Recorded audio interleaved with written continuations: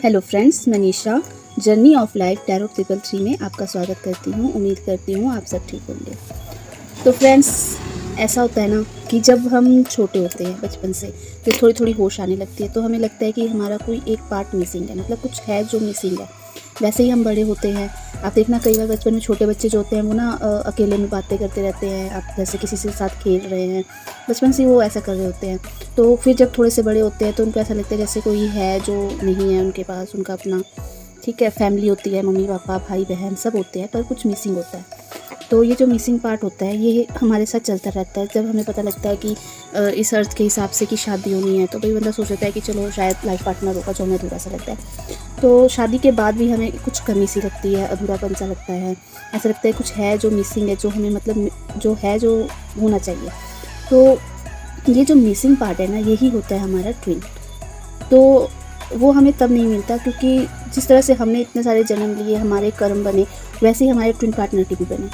तो दोनों अपने अपने कर्मों को ही क्लियर कर रहे हैं, और ये तब मिलते हैं जब दोनों के कर्म नहीं होते, कर्म नहीं रह जाते और किसी से कोई ऐसा कनेक्शन नहीं रह जाता, और तब ये मिलते हैं और ये अपना सोल पर्पस मिलकर पूरा करते हैं। और पूरा करने के बाद फिर अपनी जर्नी में आगे बढ़ते हैं। फिर कहते हैं ना, एक तरह से मुक्ति मिल जाती है। वो सोल पर्पस करने के बाद आप मुक्त हो जाते हैं। तो वो सोल पर्पस तक पहुंचने के लिए हम अपने ट्विन पार्टनर से कैसे मिलेंगे? अभी तो हम बहुत पीछे हैं क्योंकि हमारे कर्म ही बहुत है, हमें तो यही नहीं पता कि हमने जाना किधर है। और एक कमी सी लग रही है, एक पाने की चाह, जैसे कहते हैं ना कि हाँ अब हमें ये पाना था, पा लिया, अब पता नहीं क्या पाना है, जो हमें ऐसा लग रहा है कि हमें कुछ और चाहिए। फिर हम उसके पीछे, फिर हम उसके पीछे, पर जो एक चीज़ पाने वाली है वो नहीं पा पाते। तो यही होता है हमारा ट्विन पार्टनर, जिसके लिए हम चले जाते हैं और सोचते हैं कि हमें वो पाना है, वो पाना है। और जब हम अपने ट्विन पार्टनर से मिलते हैं तो वो होती है हमारी आधी आत्मा, जो किसी और शरीर में होती है। वो जो हूबहू हमारे ही नेचर की, हमारी जैसी होती है। जब ये हमसे मिलते हैं तो सबसे पहले तो ये हमारे अंदर की सारी अशुद्धियों को, जैसे झूठ को, कुछ भी अगर हम बोल रहे हैं, कोई भी बात बोल रहे हैं तो झूठ नहीं बोलने, हमारे सच को कुछ छुपाते नहीं हैं, हर सच सामने आ जाता है। तो ये जो सच सामने आता है ये ट्विन ही लेके आता है। हम अंदर से बिल्कुल क्लीन हो जाते हैं, तब हम अपने सोल पर्पस की तरफ आगे बढ़ पाते हैं। तो ये जो क्लैरिटी है ये उनके थ्रू ही आती है। उससे पहले हम बेशक कुछ छुपा लेते हैं, झूठ बोल लेते हैं थोड़ा बहुत, लेकिन जब हम अपने ट्विन पार्टनर से मिल लेते हैं तो हमारे अंदर इतनी हिम्मत आ जाती है कि हम कुछ भी झूठ नहीं बोलते, हम एक सच में आ जाते हैं। हम मेडिटेशन, योगा करने लग जाते हैं, जो कि हम पूरी लाइफ में हमने कभी नहीं किया होता, वो काम हम करने लग जाते हैं। योगा करते हैं।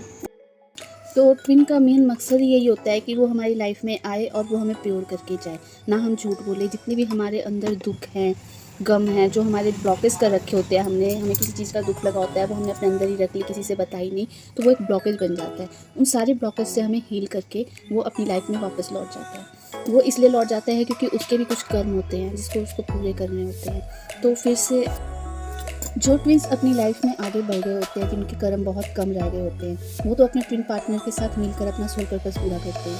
लेकिन जिन ट्विन्स के साथ कर्म बंधन बंधे होते हैं, जैसे मैरिड हो गए, अगर दोनों ही मैरिड हैं ट्विन्स, तो वो एक दूसरे के साथ नहीं जुड़ सकते। अगर एक मैरिड और एक अनमैरिड है तो दूसरे वाले की लाइफ में कुछ, अगर उनको एक साथ सोल पर्पस पूरा होना होगा तो दूसरे की लाइफ में कुछ ऐसी प्रॉब्लम्स आती हैं जिसके कारण उनको वो ऑटोमेटिकली एक हो जाते हैं। तो वो भी एक यूनिवर्स का ही ये होता है कि किनको मिलकर, मतलब कौन अपनी जर्नी कैसे तय करके आया, कौन ट्विन्स के साथ काम करेगा, अपना सोल पर्पस पूरा करेगा, कौन अकेला पूरा करेगा, ये ऑलरेडी पहले से पता होता है, पहले से करता है। तो अगर आपका ट्विन्स मैरिड है और तो आप भी मैरिड हो, तो आप इस चीज़ से उम्मीद रख कर ना बैठे कि हाँ वो आएगा तो मैं अपना सोल पर्पस पूरा कर पाऊँगी, उसके बिना मैं रह नहीं पाऊँगी।